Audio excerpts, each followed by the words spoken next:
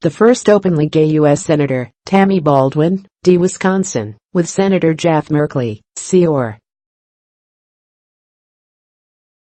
Human Rights Campaign President Chad Griffin, second from right, and other supporters of the LGBT community, on Capitol Hill on November 7, 2013.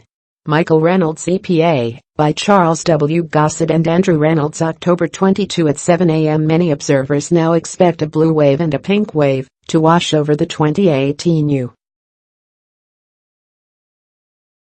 U.S. elections. Some analysts are also predicting a possible rainbow wave of victorious candidates who identify as LGBTQ.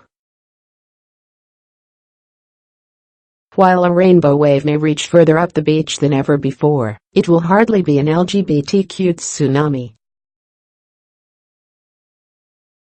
And, while the number of visibly LGBTQ candidates is rising, anti-gay and anti-trans attitudes, while diminishing, still make it harder for such candidates to win. 1. Will there be a Rainbow Congress? In November, there are 21 candidates who identify as LGBTQ running for Congress. This could translate into a small increase in the number of out U.S. House and Senate members.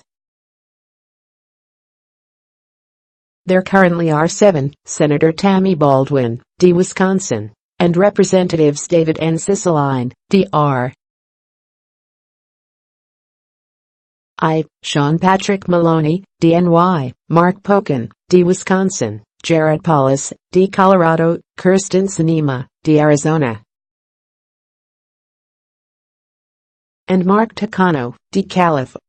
Of non-incumbents running, the most likely to win election are all Democrats: Chris Pappas in New Hampshire, Katie Hill in California, Sharice Davids in Kansas and Angie Craig in Minnesota. 2 others, also both Democrats, Gina Ortiz Jones in Texas and Lauren Baer in Florida, look less likely to win. Gerry Studds, D. Massachusetts, was the first out LGBTQ member of Congress in 1983. There were never more than 3 out members from 1996 to 2012.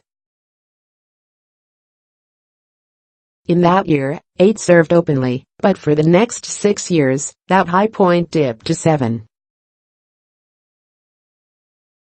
If all 5 LGBT incumbents now seeking re-election, and all 5 LGBTQ candidates are victorious, the Congressional LGBTQ caucus would go to 10, and Kansas, Minnesota and New Hampshire would have their first LGBTQ representatives in Congress. In Arizona, Sinema has a slight edge in her race to join Baldwin in the U.S. Senate. 3 of 4 likely new LGBTQ members of Congress are women. That could shift the gender balance of the caucus to 50-50.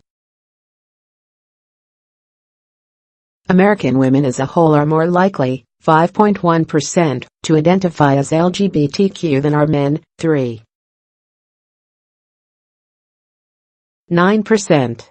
Will 2018's pink wave of female candidates make a difference in Congress? Almost certainly. Here's how. 2. Will state legislatures be painted rainbow? Perhaps the more crucial battlefields for gay and trans rights in America today are state legislatures. 119 state lawmakers identify as LGBTQ, making up 1.6% of the nearly 7,400 such lawmakers in office. Of the 250 candidates identifying as LGBTQ who ran in the primaries, 81% qualified for the general election ballot. 80 of those were incumbent lawmakers, including 5 Republicans, running for re-election. While the 203 openly LGBTQ state legislature candidates are the largest group in history, we are unlikely to see much of a state-level rainbow wave. We believe that most, if not all, of the 80 incumbent LGBTQ members will hold on to their seats. But 21 other incumbent LGBTQ lawmakers are leaving their seats, either because they have resigned, retired, hit their term limits, or are seeking higher office. Of the new candidates, 18 are virtually guaranteed victory in the November general elections, either because they are running unopposed, or the district is overwhelmingly blue. Another 12 candidates might win. Our prediction is the number of elected openly LGBTQ state lawmakers who take the oath of office in 2019 will be somewhere between 117 and 130. In other words, we expect a tiny increase in the coming legislative session. Could anything, even Taylor Swift, boost the youth vote in 2018? 3. Who exactly represents the rainbow community in office? Breaking it down by LGBT of the U.S. LGBT population, 52% identify as bisexual, 17% as lesbian and 31% as gay men. Women are almost twice as likely as men to identify as bisexual. Less than 1% of Americans identify as transgender, which is roughly 8% of the LGBTQ population.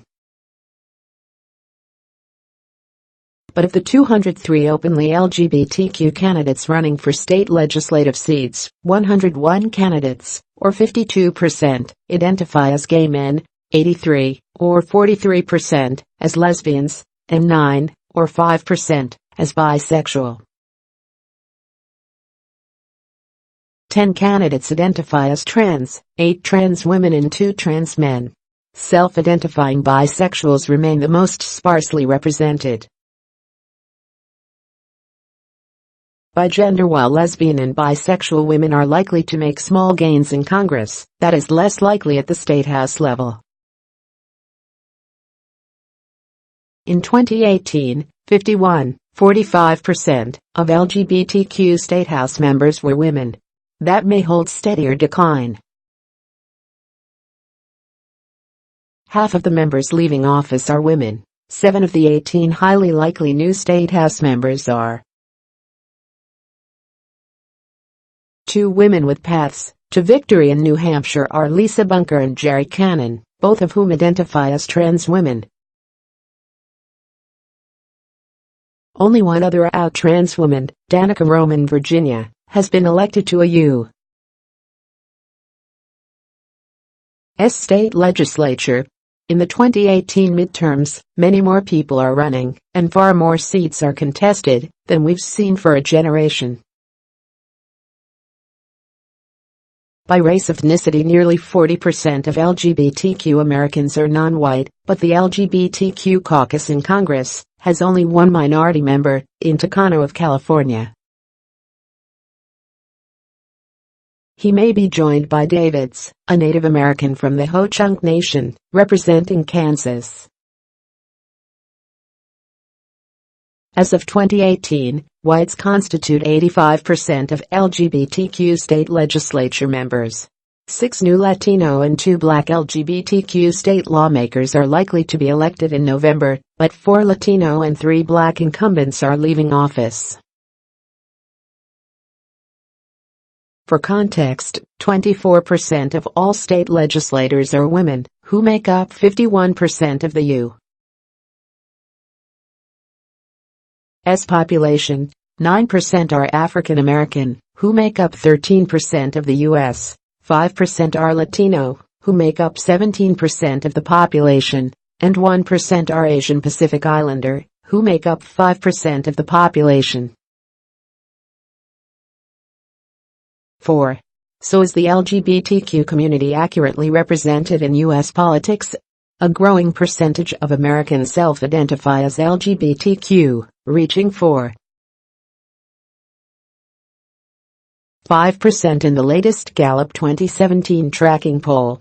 By contrast, in 2019, we are likely to see 2% of the House of the Representatives identify as LGBTQ.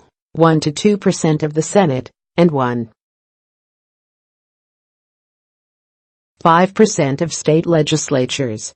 If the proportion of elected officials reflected the U.S. population, there would be 24 LGBTQ members of Congress and 322 in state legislatures.